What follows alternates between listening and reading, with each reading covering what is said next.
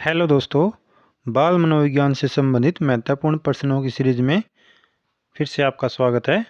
ये सभी प्रश्न आपके C TET, REET, UP TET, H TET, KVS, DSSB इन सभी में बहुत ही महत्वपूर्ण सिद्ध होंगे, इसलिए आप इनको ध्यानपूर्वक कीजिए। और अगर अभी तक आपने हमारे चैनल को सब्सक्राइब नहीं किया तो चैनल को सब्सक्राइब अवश्य कर लें।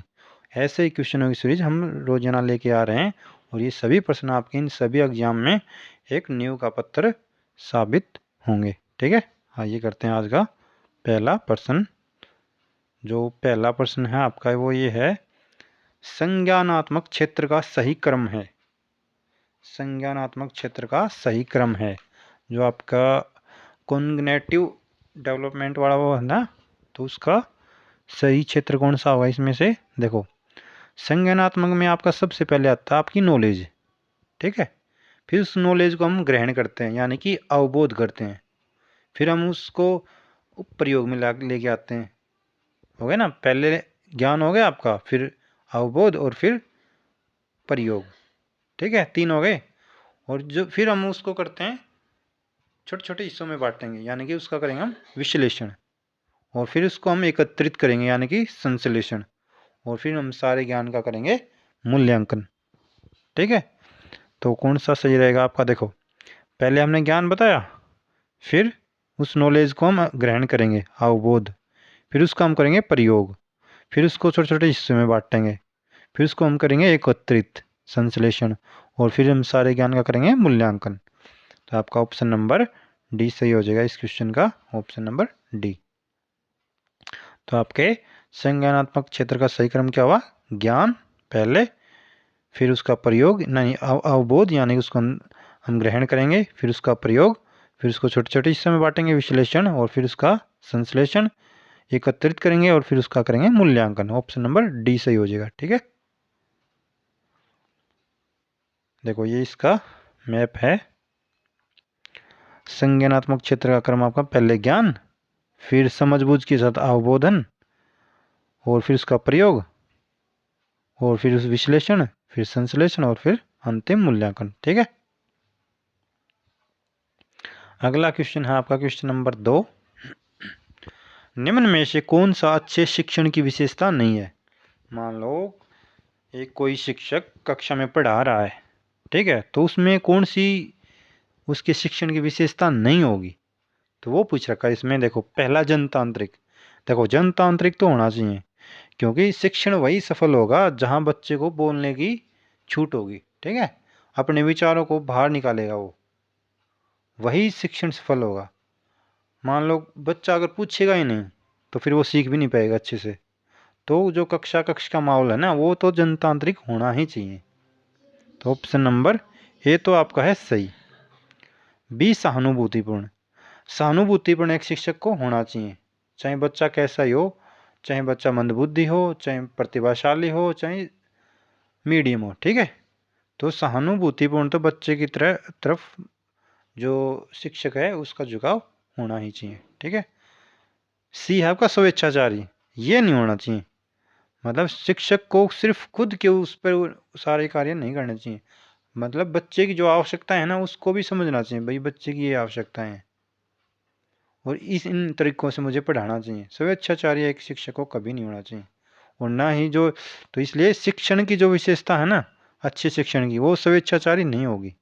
ऑप्शन नंबर सी आपका सही हो जाएगा। अगला क्वेश्चन है आपका क्वेश्चन नंबर 3। अभिप्रेरणा का प्रत्याशा सिद्धांत। अभिप्रेरणा का प्रत्याशा सिद्धांत किसके द्वारा दिया गया है? ऑप्शन ए है आपका मास्लो, बी हर्जबर्ग, सी विक्टर ब्रूम, या डी स्किनर।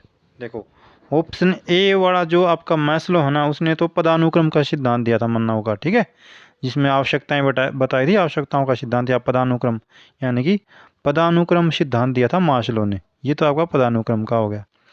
जो आपका ऑप्शन नंबर बी है ना हर्जबर्ग, इन्होंने दिया था अभिप्रेरणा का दोहरा, ये लिख लेना, अभिप्रेरणा का दोहरा सिद्धांत। ठीक है, और विक्टर ब्रूम, ये इन्होंने दिया था अभिप्रेरणा का प्रत्याशा सिद्धांत, विक्टर ब्रूम। और स्किनर ने आपका दिया था स्क्रियानुबंधन का सिद्धांत। ठीक है, तो आपका ऑप्शन नंबर सी सही हो जाएगा, विक्टर ब्रूम। अगला प्रश्न है आपका क्वेश्चन नंबर 4। अग्रिम व्यवस्थापक प्रतिमान किस परिवार से संबंधित है? अग्रिम व्यवस्थापक प्रतिमान आपका है सूचना प्रक्रियाकरण। ऑप्शन नंबर बी आपका सही हो जाएगा, सूचना प्रक्रियाकरण। ठीक है, अगला प्रश्न है आपका क्वेश्चन नंबर 5। कौशलों के स्थानांतरण के लिए कौन सा उपयोगी है? ऑप्शन ए रेखीय विक्रम, बी शास्त्रीय विक्रम, सी कौशल अंतरण एक गति है न कि उद्देश्य, डी तैयारी और सर्जन। देखो, जो बच्चा है ना वो क्या करता है, सरल से कठिन की तरफ बढ़ता है। ठीक है, सरल से कठिन की तरफ, तो इसलिए कौशल है ना वो एक अंतरण गति है न कि उद्देश्य। तो ऑप्शन नंबर सी आपका सही हो जाएगा। अगला क्वेश्चन है क्वेश्चन नंबर 6। निम्न में से कौन सा शिक्षण का सूत्र नहीं है? हमें नहीं बताना है। ठीक है, नहीं है। शिक्षण के सूत्र कौन कौन से हैं? देखो, मूर्त से अमूर्त की तरफ, अमूर्त से मूर्त की तरफ, सरल से कठिन की तरफ, विशिष्ट से सामान्य की तरफ, विश्लेषण से संश्लेषण की ओर, अनुभव से तर्कसंगत की ओर, पूर्ण से अपूर्ण की ओर। तो आपका इसमें कौन सा नहीं होगा? Option number A. देखो, दृश्य से अदृश्य है, सरल से कठिन है, नियम से उदाहरण की तरफ, निगमन से आगमन की तरफ, यानी कि जो व्याकरण है उसमें हम नियम से उदाहरण की तरफ ही जाते हैं। तो ऑप्शन नंबर ए सही हो जाएगा, है निश्चित से निश्चित की ओर। अगला क्वेश्चन है आपका क्वेश्चन नंबर 7।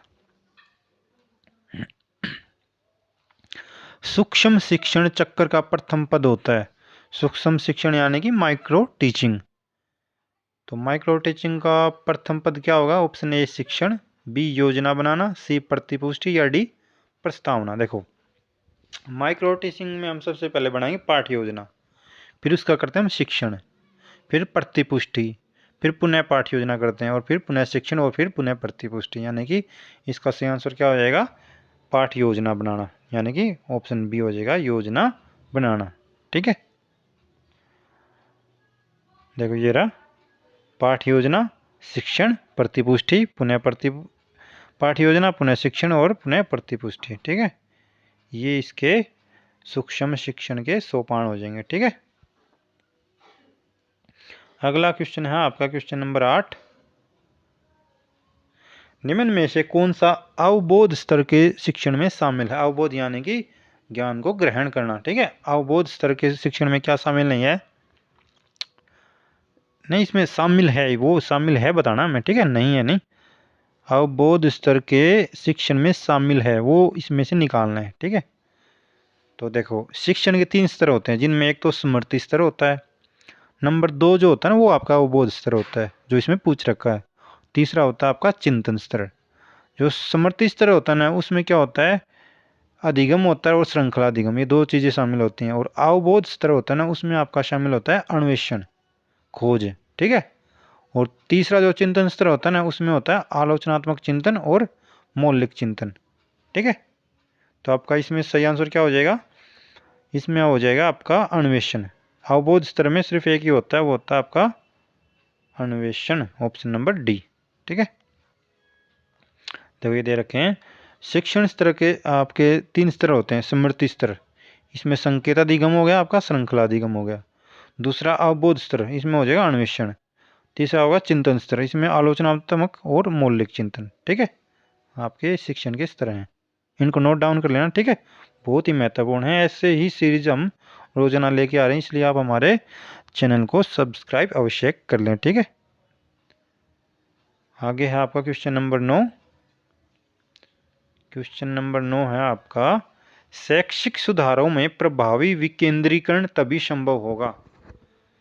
यानी कि जो शैक्षिक सुधार हैं उनमें प्रभावी विकेंद्रीकरण तभी संभव होगा जब, ऑप्शन ए है आपका, जब खंड व संकुल संदर्भ केंद्रों की भागीदारी बढ़े, बी है आपका स्थानीय संदर्भ व्यक्ति उपलब्ध हों, सी है आपका अध्यापकों के पास संसाधन और प्रासंगिक सामग्री भी मौजूद हो। तो इसके ऑप्शन ए है आपका, ए और बी दोनों। तो देखो, शैक्षिक सुधार तभी संभव होंगे जब खंड एवं स्कूल संदर्भ केंद्रों की भागीदारी बढ़ी। इनका मतलब ये होता है कि जैसे स्थानीय जो वो होते हैं ना, जिसके अंदर आपके महिला संगठन हो गया, ग्राम समिति हो गया, गैर सरकारी संगठन हो गए, उनकी भी सहभागिता बढ़े। ठीक है, और इसमें आपके दोनों में ये आ जाएगा। ठीक है, तो दो तो आपकी सही हैं।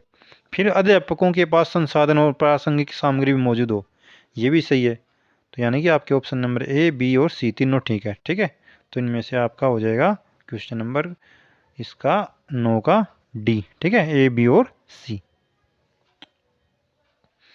अगला प्रश्न है आपका क्वेश्चन नंबर 10।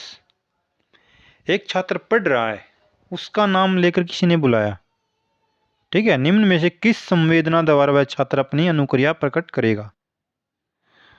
तो किस संवेदना द्वारा प्रकट करेगा? देखो, निम्न में से किस संवेदना द्वारा वह छात्र अपनी अनुक्रिया प्रकट करेगा? यानी कि एक छात्र पढ़ रहा है और उसका नाम लेकर किसी ने बुलाया, तो स्पर्श करेगा? नहीं। ध्वनि संवेदना, हाँ ध्वनि संवेदना ठीक है। ऑप्शन नंबर बी, दृष्टि संवेदना देखेगा थोड़ी, बोलेगा। तो ऑप्शन नंबर बी आपका सही हो जाएगा, ध्वनि संवेदना। ठीक है,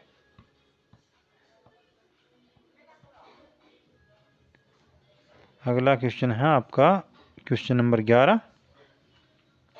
प्याजे के सिद्धांत के अनुसार प्राक संक्रियात्मक अवस्था की अवधि क्या होती है? प्राक संक्रियात्मक का मतलब है आपका, देखो, सेंसरी मोटर स्टेज होती है पहली 0 से 2 वर्ष प्याजे के संज्ञानात्मक सिद्धांत में।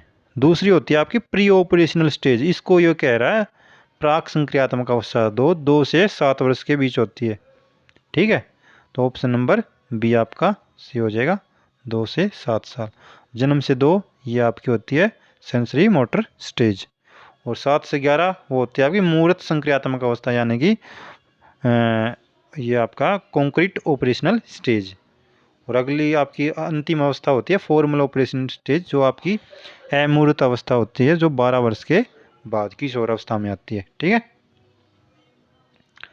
अगला क्वेश्चन है आपका क्वेश्चन नंबर 12। निम्न में से कौन सी बाद की बाल्यावस्था के बौद्धिक विकास की विशेषता नहीं है? बाद की बाल्यावस्था का मतलब यहाँ है उत्तर बाल्यावस्था। ठीक है, कि बौद्धिक विकास की विशेषता नहीं है। ऑप्शन ए, विज्ञान की काल्पनिक कथाओं में अधिक रुचि, ये तो है। बढ़ती हुई तार्किक शक्ति, ये भी ठीक है। भविष्य की योजना की सूझबूझ, ये नहीं है। इस अवस्था में ये नहीं आता, ये आता है उत्तर किशोर अवस्था में। ठीक है, और काल्पनिक भयों का अंत, हाँ भयों का अंत हो जाता है इस काल में, यानी कि ये भी ठीक है, ये भी ठीक है, ये भी ठीक है। तो आपका ऑप्शन नंबर सी सही हो जाएगा। ठीक है, भविष्य की योजनाओं की ये इसकी विशेषता नहीं है। ठीक है, आगे क्वेश्चन है आपका क्वेश्चन नंबर 13। इनमें से कौन मनोवैज्ञानिक भाषा विकास से संबंध है? देखो, मास्लो आपका हो गया अब्राहम मास्लो मानवतावादी, उसने पदानुक्रम सिद्धांत दिया था। पावलोव हो गया आपका प्राचीन अनुबंध सिद्धांत। चोम्स्की हो जाएगा आपका। ठीक है, और भी नहीं आपका बुद्धि सिद्धांत से संबंधित है ही। तो यानी कि चोम्स्की है वो आपके मनोवैज्ञानिक भाषा विकास से संबंध है। इन्होंने एलईडी नाम से लेड इक्विजिशन डिवाइस होता है ना, तो इन्होंने ये बताया था कि बच्चों में जो भाषा ग्रहण की जो क्षमता होती है ना, जो उसके टूल होते हैं, वो जन्म से ही उनको लेके पैदा होता है बच्चा। फिर उसको कौन से इन्वायरमेंट में डाल लो, वो वही भाषा सीख लेता है। ठीक है, ये इसका जो सिद्धांत है ना, वो हम करवा चुके हैं हमारी सीरीज में। जो सिद्धांतों की सीरीज चली हुई है ना, वो आप अवश्य देखिए, बहुत ही महत्वपूर्ण है। अगर आप इनको एक बार पढ़ लोगे ना, तो फिर कभी भूलोगे नहीं अच्छे से। कभी से पूछ लेना फिर आपसे, मतलब पढ़ एक बार आप देख लोगे ना वो वीडियो, तो आप कभी भूलोगे नहीं। तो इसलिए आप वो वीडियो अवश्य देखें। एलईडी की जो आपकी सिद्धांतों की सीरीज है ना हमारी चली हुई है, वो अवश्य देखेंगे। ठीक है, आगे है आपका क्वेश्चन नंबर 14। थॉर्नडाइक ने अपने सिद्धांत को किस शीर्षक से सिद्ध किया? जो थॉर्नडाइक था, उन्होंने बिल्ली के ऊपर अपना सिद्धांत दिया था ना, तो किससे सिद्ध किया उन्होंने? ऑप्शन ए, अधिगम के प्रयास एवं भूल, बी, संकेत अधिगम, सी संज्ञानात्मक अधिगम या डी स्थान अधिगम। जो थॉर्नडाइक थे ना, उन्होंने अपने प्रयास एवं त्रुटि और प्रयास एवं भूल, ठीक है, तो इन्होंने ऑप्शन नंबर ए सही हो जाएगा, प्रयास एवं त्रुटि के माध्यम से ये शीर्षक उन्होंने दिया, ठीक है, ऑप्शन ए। अगला क्वेश्चन है आपका क्वेश्चन नंबर 15। 15 का क्वेश्चन है आपका निगमन प्रणाली यानी कि नियम से उदाहरण की तरफ का प्रयोग किस प्रकार के शिक्षण में होता है?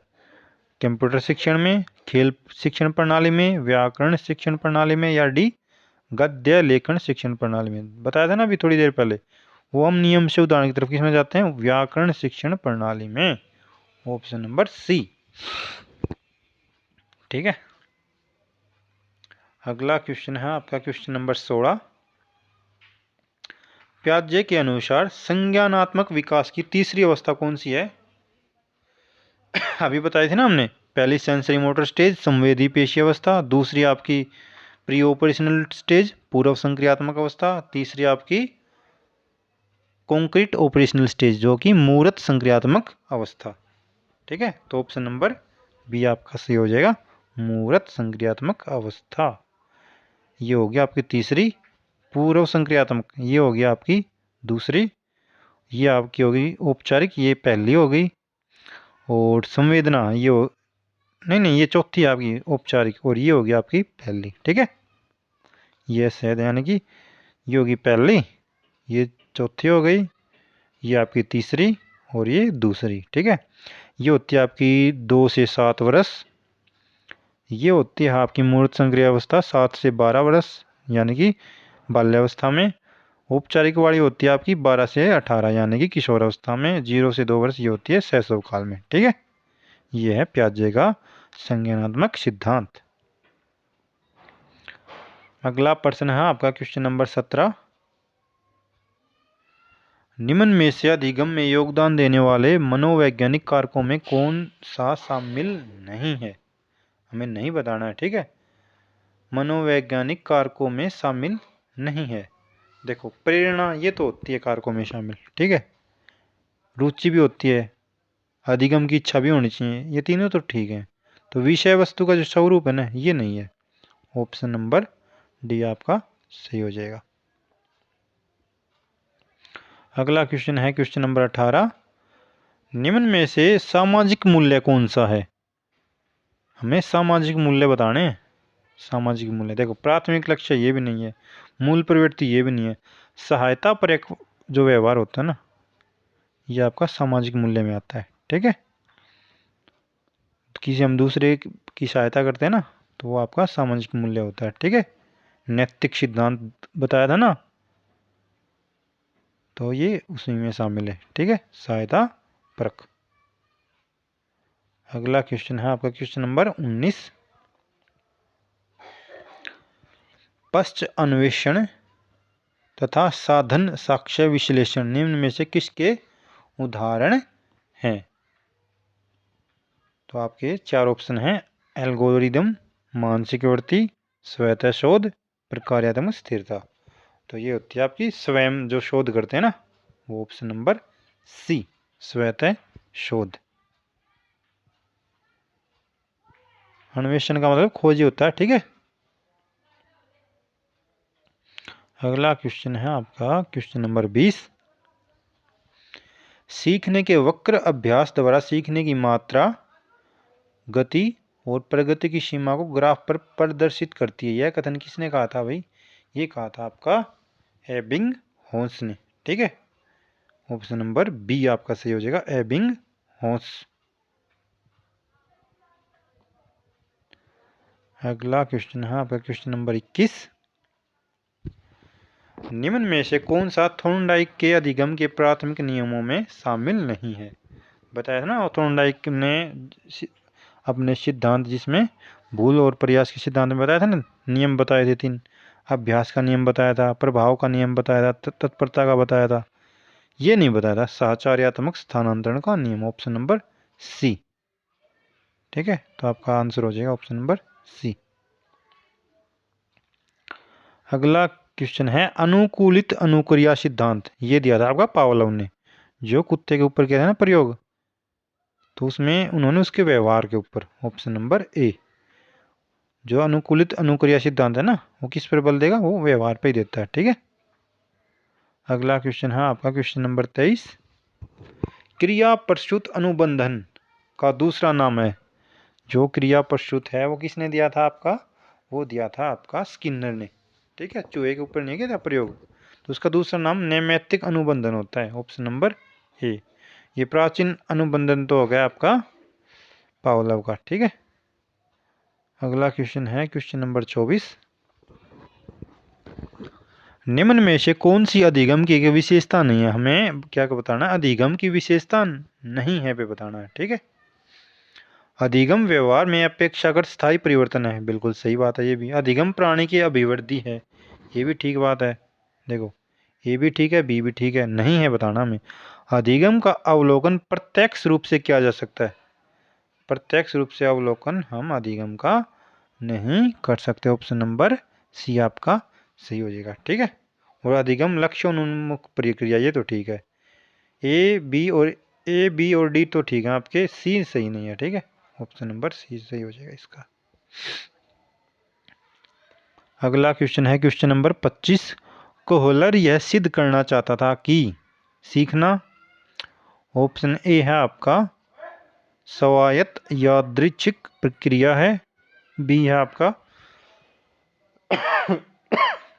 देखो कोहलर ने सूझ का सिद्धांत दिया था चिंपैंजी के ऊपर, प्रत्यक्षीकरण, यानी कि इस सिद्धांत में उन्होंने बताया था कि कोई भी काम कार्य कर रहे हैं या कोई भी चीज़ सीख रहे हैं उसको पूरे को सीखेंगे हम। ठीक है, छोटे छोटे हिस्सों में बांट के नहीं। ठीक है, तो ऑप्शन ए स्वायत्त यादृच्छिक क्रिया है, बी संज्ञानात्मक प्रसंग कार्य है, सी एक ऐसी स्थिति है जिसमें व्यक्ति पशु से श्रेष्ठ है, या परिस्थिति के विभिन्न अंगों का प्रत्यक्षीकरण है।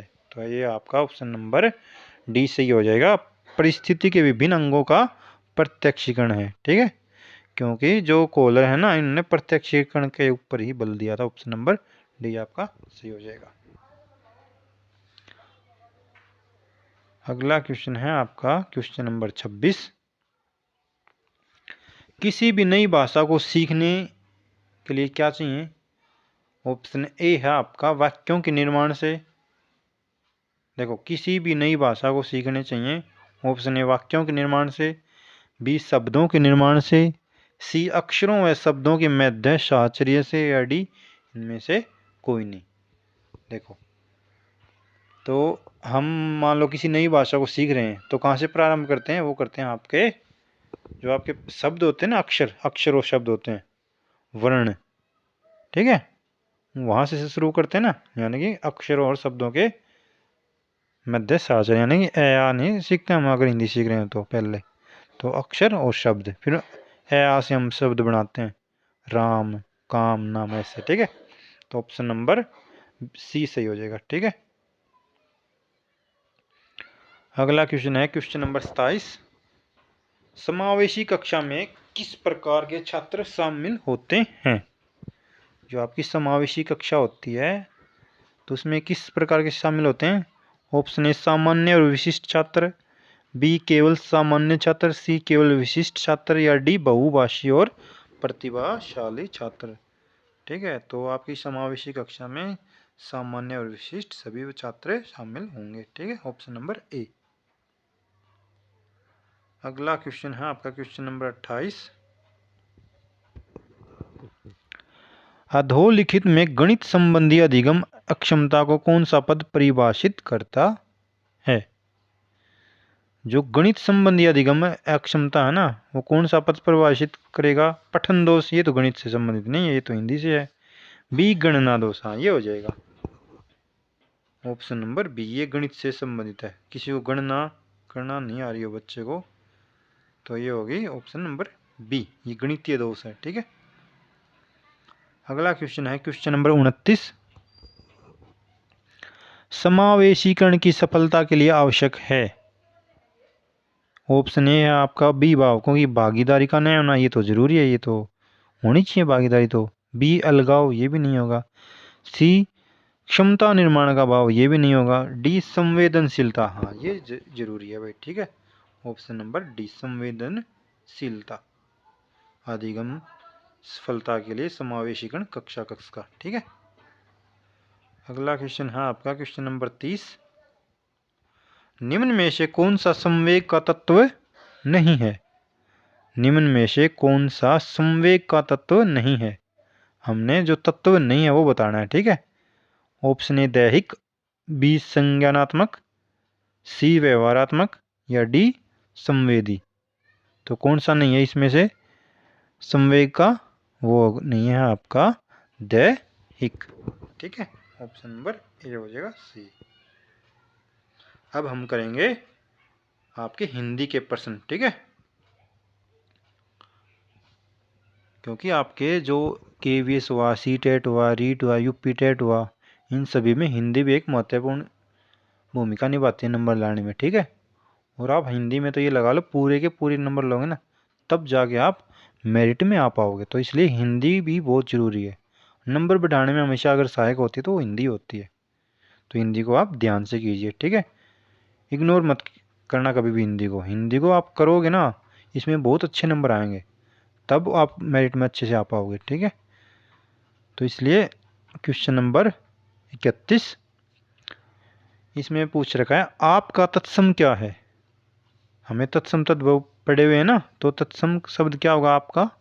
आपका होता है आपका आत्मा। ठीक है, ऑप्शन नंबर ए आपका सही हो जाएगा। आपका तत्सम रूप होता है आत्मा। ठीक है, अगला क्वेश्चन है क्वेश्चन नंबर 32। बोना का तत्सम क्या होगा? जो बोना शब्द है इसका तत्सम रूप क्या होगा? ऑप्शन ए है आपका वामन, बी है आपका वापन, सी है वपन या डी बान। तो बोना का जो तत्सम रूप होता है ना वो होता है वामन। ऑप्शन नंबर ए आपका सही हो जाएगा। अगला क्वेश्चन है आपका क्वेश्चन नंबर 33। धूमकेतु का पर्यायवाची क्या होगा? धूमकेतु शब्द का पर्यायवाची क्या होगा? ऑप्शन ए अश्व, बी असुर, सी अग्नि, डी आकाश। तो वो होता है आपका धूमकेतु का अग्नि। ठीक है, ऑप्शन नंबर सी। आगे है आपका उदित उदयगिरी मंच पर रघुवर बाल पतंगा बिकसे संत सरोज शब हर्षे लोचन भृंग। इसमें हमने अलंकार बताना है। ठीक है, जो ये पंक्ति है इसमें हमने बताना है अलंकार। तो इसमें कौन सा अलंकार है? ऑप्शन ए है आपका रूपक, बी है आपका उपमा, सी है आपका उत्प्रेक्षा और डी है आपका विरोधाभास। तो कौन सा इसमें होगा? इसमें होगा आपका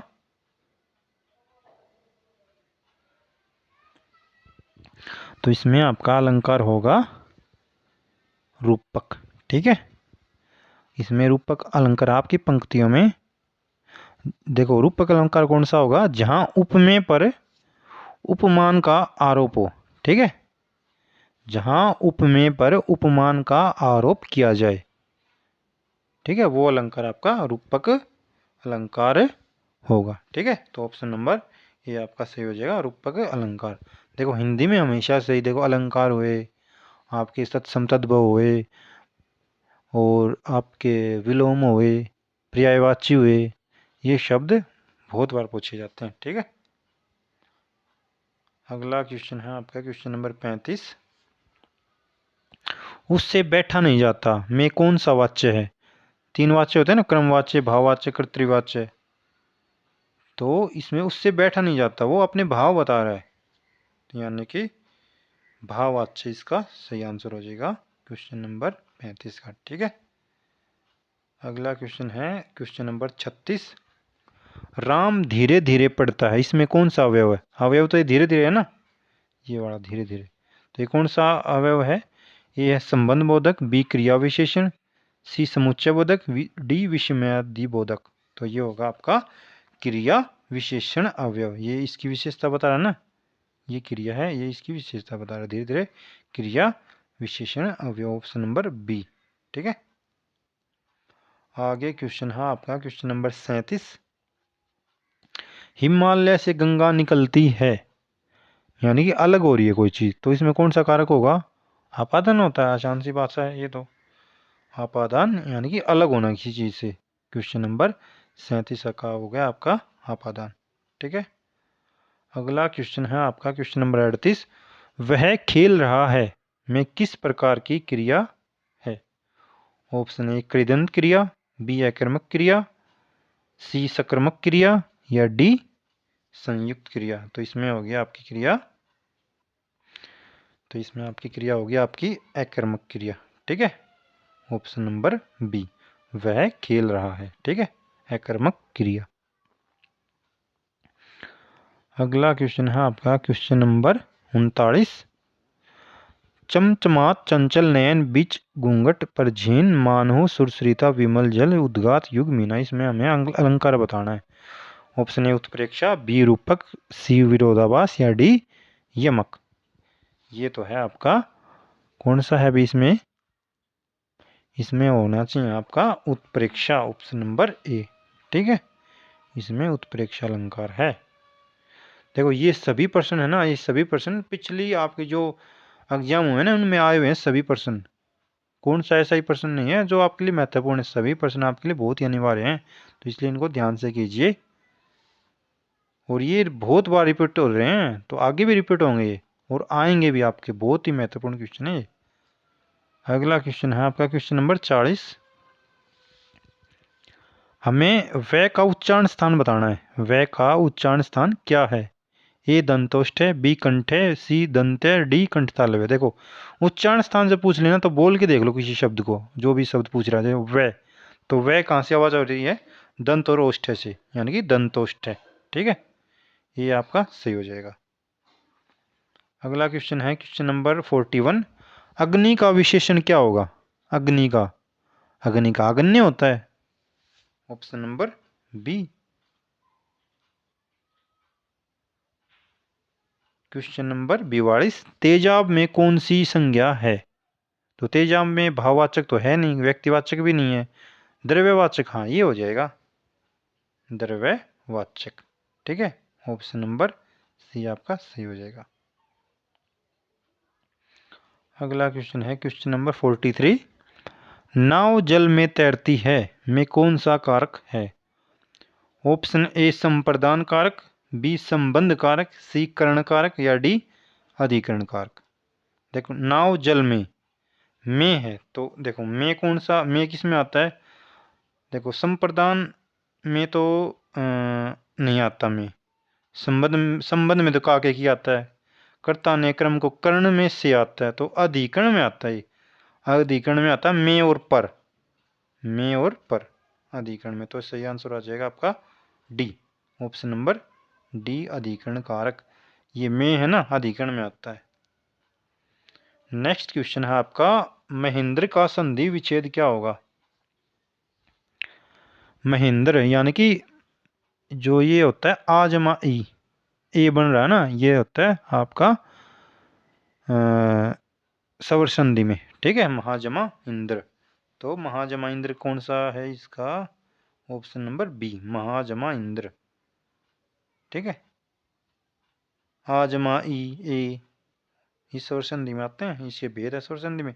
दृघ संधि, गुण संधि, वर्ध संधि, यण संधि, अयादि संधि, 5 भेद होते हैं, बहुत ही महत्वपूर्ण है, इनको आप अच्छे से करना है। ठीक है, अगला क्वेश्चन है क्वेश्चन नंबर 45। शेर को सवा शेर लोकोक्ति का क्या अर्थ है? ऑप्शन ए संपन्नता, बी असंभव कार्य, सी एक से बढ़कर दूसरा या डी नष्ट करना।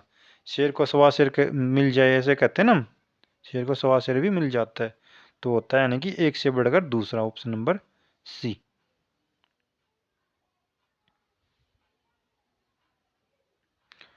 अगला क्वेश्चन है क्वेश्चन नंबर 46। खाने की इच्छा के लिए एक शब्द है। खाने की इच्छा, देखो जिज्ञासा तो जीने की इच्छा, और बुभुक्षा हो जाएगा आपका। ठीक है, क्वेश्चन नंबर 46 का आंसर हो जाएगा बी आपका। ठीक है, अगला है परवर का हमें विलोम शब्द बताना है। परवर, इसका होता है अवर, अवर होता है परवर। ठीक है, ऑप्शन नंबर बी। अगला क्वेश्चन है क्वेश्चन नंबर 47। सब्ज बाग दिखाना मुहावरे का अर्थ है। सब्ज बाग दिखाना यानी कि अच्छी बातें कहकर बहकाना। आजकल जो ऑनलाइन का युग है ना, इसमें सब्ज बाग ही दिखाई जा रहे हैं। आपको नहीं बेचे जा रहे हैं बहुत सारे, समझ गए होगे ना। क्योंकि आप सिर्फ सेल्फ स्टडी होती है ना, वो सबसे बेस्ट होती है। सेल्फ स्टडी सबसे बेस्ट होती है, इसका कोई विकल्प नहीं है। आप खुद की मेहनत करें किताबों से, हाँ थोड़ा मार्गदर्शन जरूर ले लें, लेकिन सेल्फ स्टडी का कोई भी विकल्प नहीं है। आजकल सिर्फ सब्ज बाग दिखाए जा रहे हैं आपको ऑनलाइन, जिसमें क्या होता है, बेचे जा रहे हैं। कोई ये मेरा वो मेरा ये, मतलब चलो छोड़ो, ठीक है। सब्ज बाग दिखाना यानी कि अच्छी बातें कहकर बहकाना। कोई ये कह दे भाई इतने नंबर ला देंगे, इतने नंबर ला देंगे, इतने वो कर लेंगे, हाँ। तो इसलिए आप किसी के बहकावे में ना आए और अपना सेल्फ स्टडी करें, ठीक है। तो ऑप्शन नंबर डी आपका सही हो जाएगा। Question number 48। जब कर्ता एक क्रिया समाप्त करके दूसरी क्रिया में संलग्न होता है तो पहली क्रिया क्या कहलाती है? ऑप्शन ए पूर्वकालिक क्रिया, बी नामबोधक क्रिया, सी इच्छाबोधक क्रिया, डी सहायक क्रिया। देखो, जब कर्ता एक क्रिया समाप्त करके दूसरी क्रिया में संलग्न होती है, वो होती है आपकी पूर्वकालिक क्रिया, यानी कि ऑप्शन नंबर ए आपका सही आंसर हो जाएगा, ठीक है। Question number 49।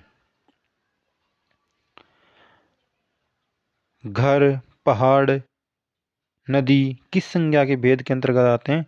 द्रव्य में तो आएंगे नहीं, ऑप्शन ए तो आपका गलत हो गया। सी भाव भी नहीं है, डी गुण भी नहीं है, ये तो यानी कि ऑप्शन नंबर बी आपका सही हो जाएगा, ठीक है। अगला क्वेश्चन है उसने कुछ नहीं खाया। उसने कुछ नहीं खाया में कुछ किस सर्वनाम का बोधक है? ऑप्शन ए है आपका प्रश्नवाचक सर्वनाम, बी है आपका संबंधवाचक सर्वनाम, सी है आपका निजवाचक सर्वनाम, डी है आपका अनिश्चयवाचक सर्वनाम। ये क्वेश्चन हम आपके लिए छोड़ते हैं, आप कमेंट सेक्शन में अवश्य बताएं, ठीक है, इसका आंसर क्या होगा। तो इसलिए आज आपके ये क्वेश्चन समाप्त होते हैं। कल हम फिर से मिलते हैं, और इसलिए आप हमारे चैनल को सब्सक्राइब अवश्य करें। इतनी मेहनत से हम ये क्वेश्चन ढूंढ ढूंढ के ला रहे हैं, तो आप हमारे वीडियो को लाइक और कमेंट करके अवश्य बताएं। धन्यवाद।